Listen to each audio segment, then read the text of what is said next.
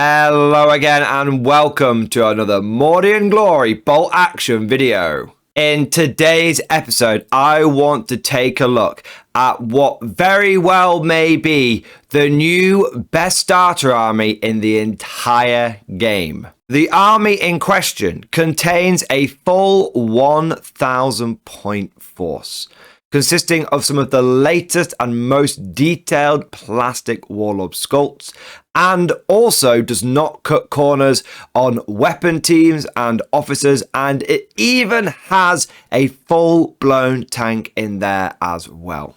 And to top it all off, it is one of the most affordable starter armies available right now. If all of that sounds far too good to be true, well, stay tuned as we do a full-on deep dive into the new British and Inter-Allied Commandos starter army.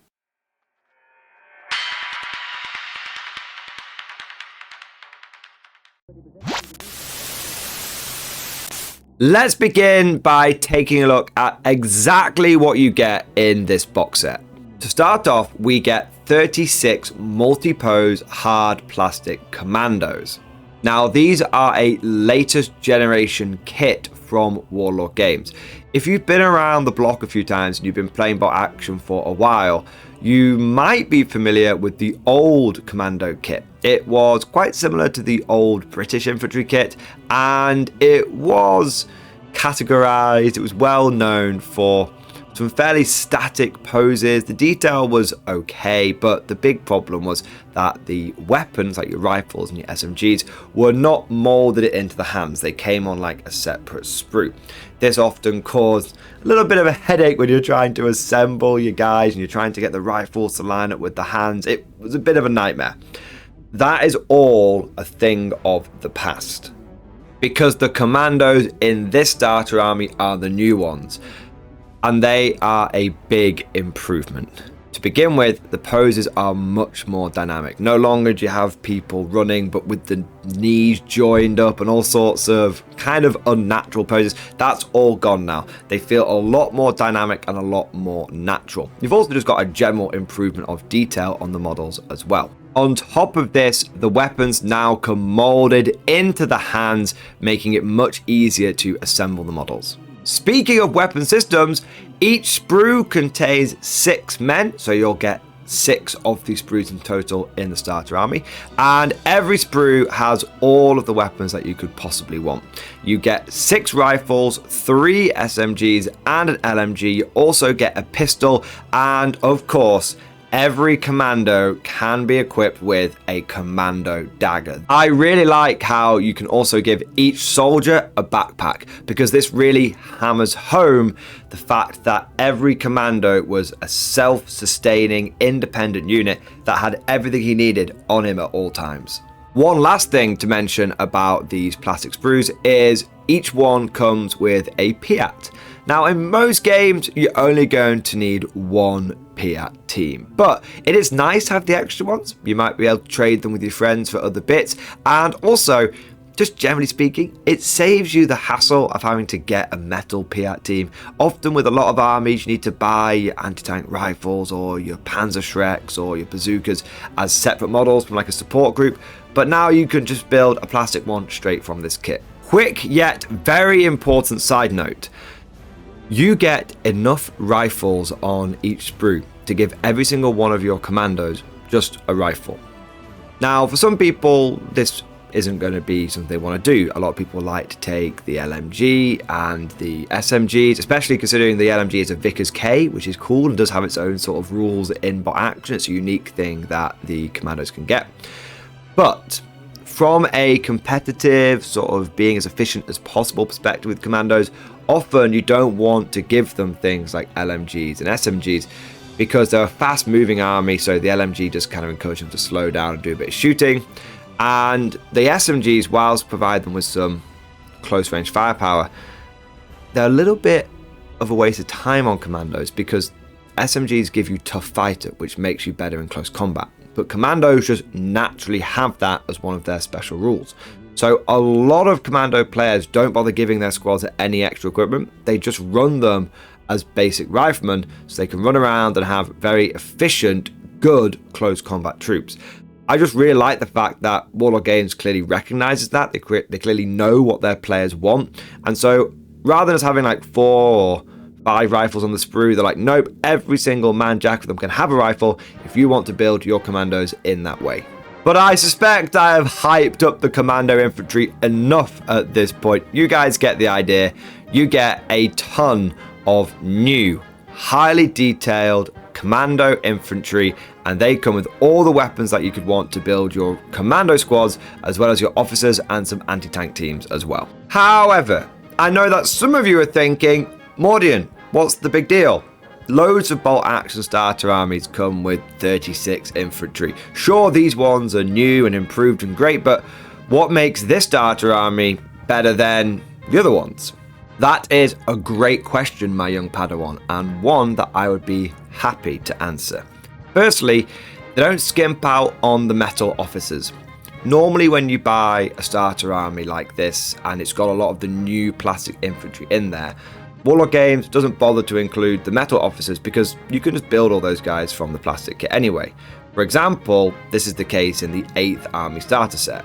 But in the Commando starter army, not only do you get your 36 plastic infantry, you also get 4 metal ones as well. And these are 2 officers, 1 medic, and 1 radio operator. And what's really cool about these models is, well, aesthetically, they actually have their own unique poses, ones which you can't easily emulate from the regular plastic kit. So they definitely stand out on the battlefield. On top of this, it saves you having to use your plastic infantry to build these officers, which means you can have more of your plastic commandos going towards units that you actually want. You can have that extra LMG just in case. You can have those extra SMG guys. It makes the army a lot more flexible. Also, I've done this with loads of my starter sets, but the radio operator guy, he makes a great spotter for medium mortars and other artillery. And that is particularly relevant because the starter set also comes with 1 metal medium mortar team and 1 metal medium machine gun team. And these are not just a generic British machine gun and medium mortar chucked into the starter army.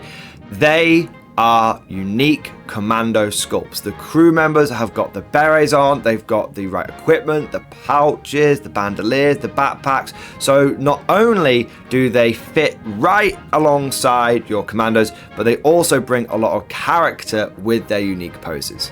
But it's not all about the drip. These units are actually pretty useful. I have been getting a lot of use out of MMG teams recently, and now I actually prioritize them in my list over things like snipers, which sounds like madness, but it's just the battlefield experience that I have had. And whether you agree with that or not, you cannot disagree with the fact that having the medium mortar team in there is a big plus.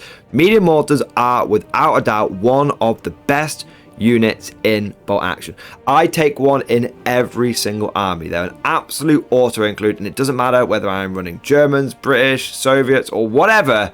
Having a medium mortar is a big deal, and so it's a very big thumbs up. Now, this is where I would expect the list of models to end. We've got our infantry, officers, some support teams. This is a budget starter army. What else would be included? Well, there is one more unit, and it is without a doubt the star of the show. It is the main selling point, and in my opinion, it is what makes this starter army the best by far. I am talking about the Centaur 4 close support tank. This is a beast of a unit to include in the starter army. Not only is it a medium tank, something which the commandos will be very welcome for the support, because normally they're a very infantry focused army, so having that armor included in the starter set really just takes them up to the next tier. But it also has a medium howitzer. Medium howitzers are very spicy indeed. 3-inch blast template, and it also has a medium machine gun as well, and it just means that you have a lot of HE in the starter set. Between the mortar and the centaur, you've got plenty of ways of just dominating the enemy infantry. And this tank pairs really well with the commandos, because often what you want to do is keep the enemy's head down by just lobbing big bombs at them, and then this gives your commandos a chance to work their way up the board before they can finally get stuck in and start using their tough fighter. The centaur is a smart choice to include in this set because it complements the commando tactics perfectly. If there was one tiny fly in the ointment, it would be that the centaur is a resin and metal tank. This is quite unusual to be included in a starter set. Normally they're hard plastic, things like the Panzer III, the Panzer IV, the Sherman, even the Churchill, they're all plastic models, but the Centaur is resin and metal. This makes it a little bit more specialized.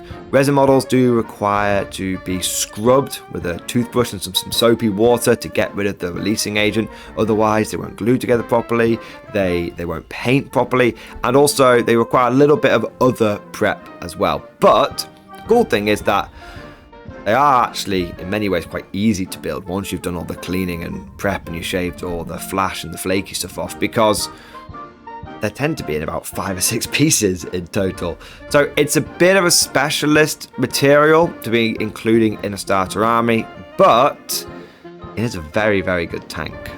Now, with the inclusion of the Centaur, I might have expected Warlord Games to have this starter set at an intermediate price. Maybe a little bit below the old 8th Army or Africa Corps starter sets, which were about £80. But nope, it is coming in on the lower end of the scale at 65 quid. And that's new from Warlord Games. If you go to third-party retailers, and I did a bit of research before doing this video, you can find this set for between £50 and £55 from a lot of other retailers. This puts it on the same level as the British Para Army or the US Airborne Starter Army.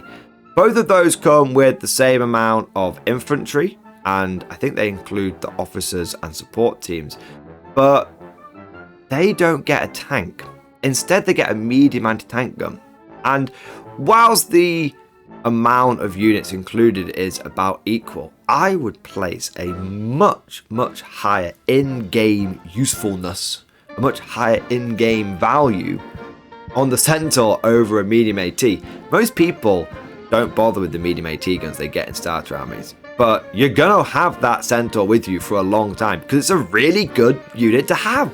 And truthfully, it's this price point combined with the variety of models and the detail of the infantry that you're getting, which makes this a clear winner, and in my opinion, the best starter army available right now for bot action.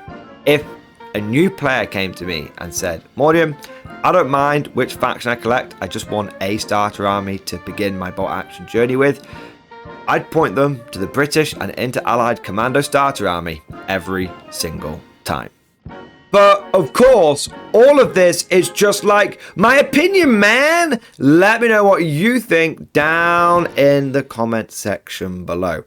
How do you think the Commando Starter Army lines up against the other ones like the 2 Airborne sets? And what would you do to expand your force after you got the starter army? If you enjoyed today's video, don't forget to smash that like button and also subscribe to never miss an episode. Would you like to know more? If so, then please consider becoming a channel member or patron.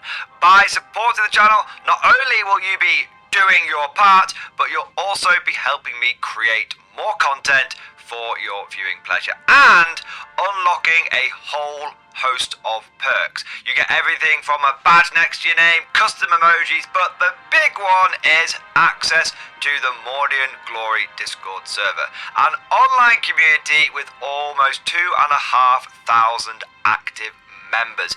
It's always popping off in the MG Discord. We've got channels for army lists, hobbying, tactics, stories, and even a pretty spicy meme section as well. For all you greenhorns that wanted to see the Mordian glory hole, today is your lucky day.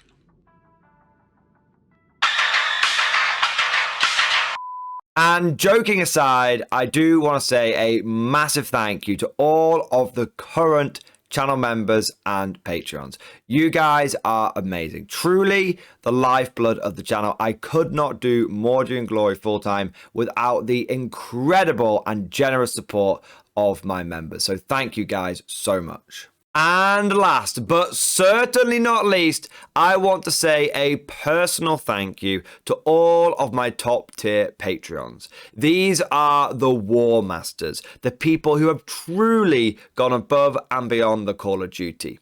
So a massive thank you to Vert, Mad Larkin, Mark Panconi, RJ Scorpion, Swordfish Trombone, John Stubbs, Nick Walsh, Diesel Fox, August Vardy, and the Tommies. Thank you guys. Your incredible support makes a huge difference, and it is a big part of how I'm able to do Mordian Glory full time. But that's all for now. Thank you for watching, and of course, as always, I'll see you guys next time.